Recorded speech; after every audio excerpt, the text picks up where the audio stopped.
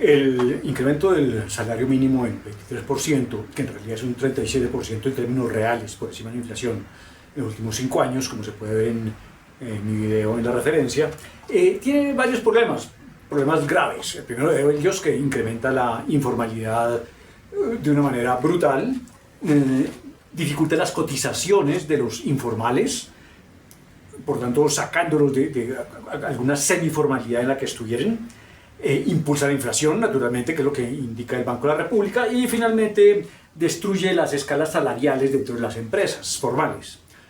Ahora bien, tiene una ventaja. La ventaja es que vamos a tener que hablar de pensiones mínimas, porque en la reglamentación actual el SMLB, salario mínimo legal vigente, que en realidad no es un salario mínimo, por eso prefiero llamarlo simplemente SMLB. El SMLB está vinculado a la pensión mínima, porque claro, si se llama salario mínimo, los jueces, y no solamente los jueces, el país en general entiende que esa es la remuneración mínima. Pero resulta que es imposible que un salario que está por encima del promedio sea el mínimo. Entonces entramos en contradicciones. La primera de ellas, la más fuerte y la más contundente, es el que las pensiones mínimas se fijan de acuerdo con el salario mínimo. Si usted lo pusiera como que la pensión mínima tiene que equivaler al salario promedio de la economía, usted sabría decir tal vez eso no es justo. Pero claro, como se llama salario mínimo, que el que la pensión mínima sea igual al salario mínimo parecería un trato justo para los pensionados. No es así. No es así porque el SMLB no es un salario mínimo. El 60% está por debajo del salario mínimo. Y el salario mínimo estrictamente lo devenga más o menos un poco menos de un 20%, y las demás categorías están por encima o estaban antes de este incremento tan brutal. El problema que vamos a tratar aquí es que si la pensión mínima está vinculada al salario, el sistema no tiene solución bajo una transición demográfica como la que está sufriendo Colombia en este momento, que es una transición demográfica acelerada. El sistema no tiene solución matemática. Si ponemos aquí a los salarios, aquí a las ganancias, aquí a las rentas, entre ellas las pensiones, y que sea el PIB y un incremento del PIB. Es importante notar que estamos hablando del Producto Bruto, Producto Interno Bruto. Vamos a ver por qué es importante. Para que se mantengan las participaciones, aquí puse un tercio, y se mantienen las participaciones de un tercio sobre el producto. El incremento debe ser igual al IPC más la productividad, el incremento en el producto, en principio, si no hay cambio en el número de los factores. Así que la regla que tenemos, la regla informal que teníamos, que era que el salario mínimo se incrementaba con los precios del IPC, del índice de precios del consumidor, y una ganancia adicional por productividad, era una fórmula correcta para no disminuir en el corto plazo la participación de los salarios en el producto. Incluso habría espacio para incrementarlos, y tal vez eso se ha hecho. La productividad calculada ha sido relativamente generosa, y los gobiernos, particularmente los últimos gobiernos, incluido el de Duque, incrementaron el salario mínimo un poco por encima de la productividad. Ahora bien, veamos por qué es importante que estamos hablando del PIB, del Producto Interno Bruto. El Producto Interno se llama bruto porque contiene la inversión de reposición, no es una inversión neta. En lo que estamos viendo acá hay una parte que es la de reposición y mantenimiento. Las cosas se desgastan y hay que reponerlas para mantener el mismo nivel de capital. Y una inversión neta, que es una adición al stock de capital. Cuando se adiciona el stock de capital, la economía puede crecer más. Si no se hace esta adición, tendremos dificultades para tener un crecimiento. Entonces, haciendo aquí el supuesto de que las ganancias financian básicamente la inversión, que no es un supuesto muy loco, no está alejado de la realidad, pero habría que medirlo en la otra medición del producto, que es producto, consumo, inversión. Más o menos la inversión ha sido históricamente el 20-22% del producto. De ese 20 o 22, un 11-12%, digamos la mitad, es la inversión de reposición, que es necesaria porque si no, de allí en adelante vamos a comenzar a entrar en una espiral descendente, que fue lo que le pasó a Venezuela y que está bien detallado en los videos sobre la demolición de Venezuela y mi libro La demolición de Venezuela. Entonces tenemos que la mitad es reposición y la mitad es neta. Y a lo largo de este gobierno progresista de Gustavo Petro, la inversión ha tenido una caída sustancial. Estamos invirtiendo no el histórico 20-22% que invertíamos, estamos invirtiendo 15 o 16%. Eso deja apenas un 3% para la inversión neta.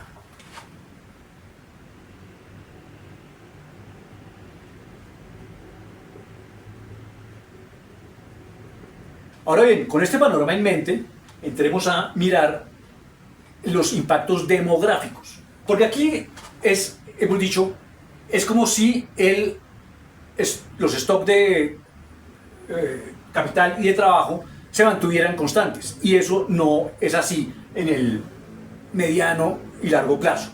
En el corto plazo vale la fórmula, o sea, de un año a otro vale la fórmula de precios más productividad. Pero como hay una caída en la población en edad de trabajar, la masa salarial, que es el número de trabajadores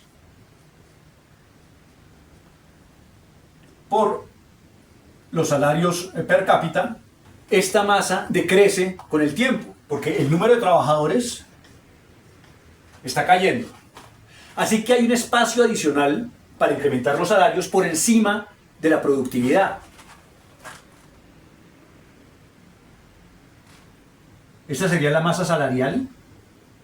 Y aquí hay un espacio demográfico para incrementar los salarios. Y eso se ha usado, porque precisamente, como le digo, el incremento del 37% en términos reales a lo largo de los últimos 5 años, que es un incremento notable porque es 7% por encima de la inflación cada año, lo cual es más que la productividad, que incremento de la productividad, que es un 2%, en realidad puede ser algo así como algo entre el 1 y el 2%.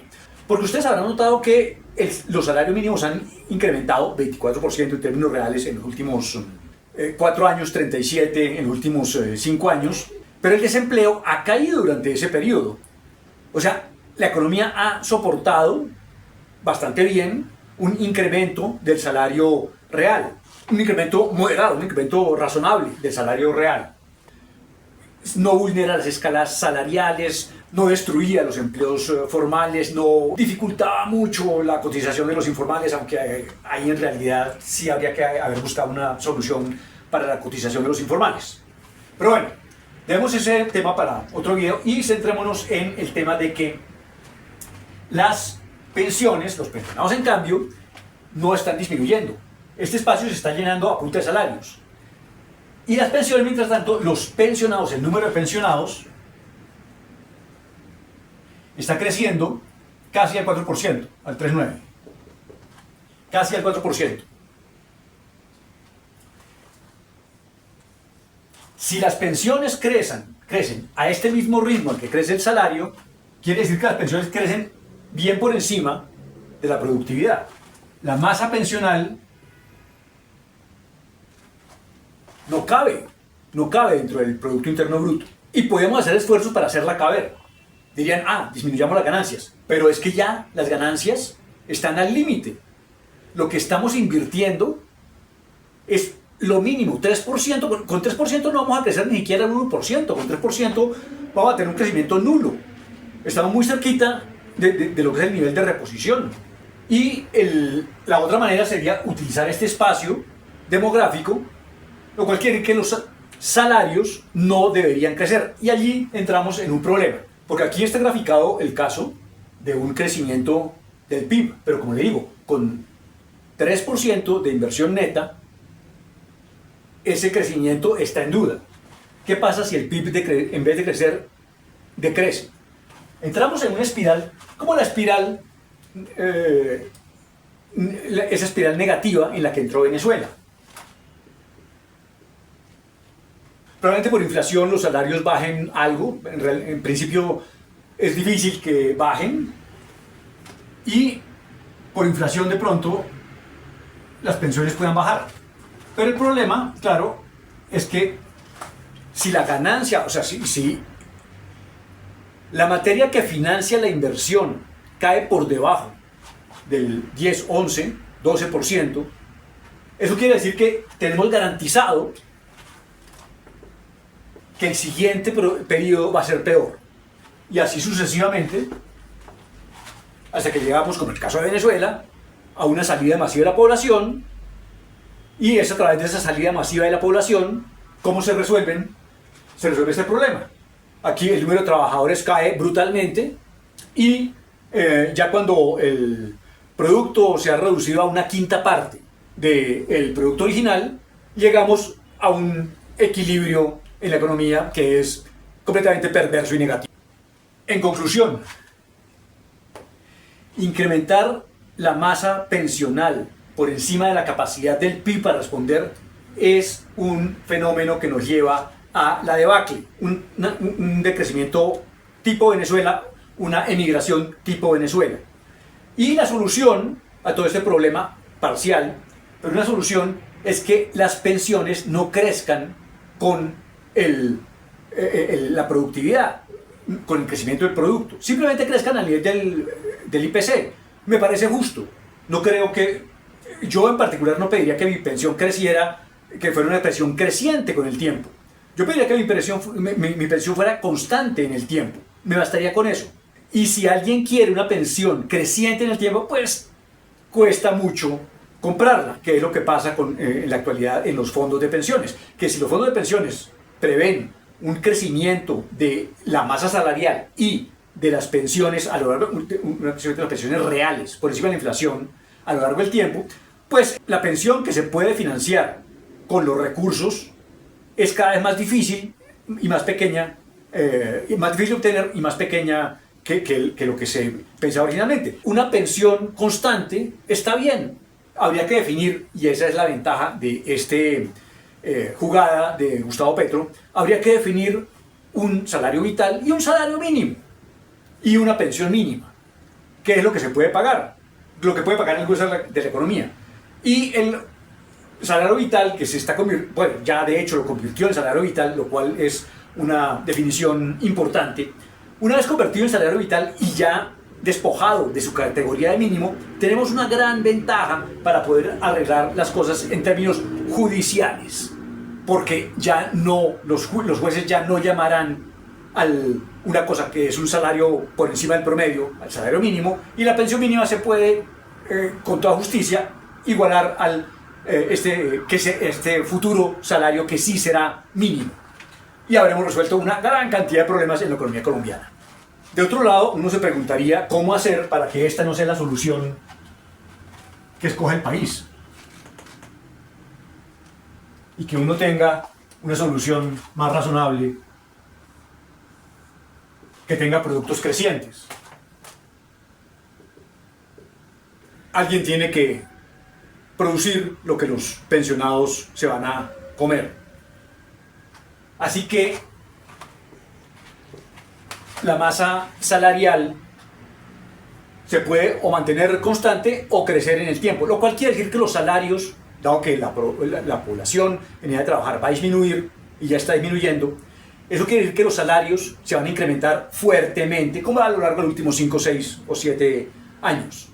El desempleo va a bajar, la productividad de cada trabajador tiene que crecer muchísimo, y para que la productividad de cada trabajador crezca mucho, pues el stock de capital, o sea aquí la inversión neta, tiene que crecer también al ritmo que permita un incremento de la productividad de cada trabajador. Y de esa manera se pueden pagar sin problema pensiones constantes, y como muestro en un video que está en la referencia, se pueden incluso pagar pensiones ligeramente crecientes, pero en todo caso no crecientes al nivel de salario. Eso es una imposibilidad matemática. El que quiere pelear con las matemáticas se va a estrellar contra el mundo.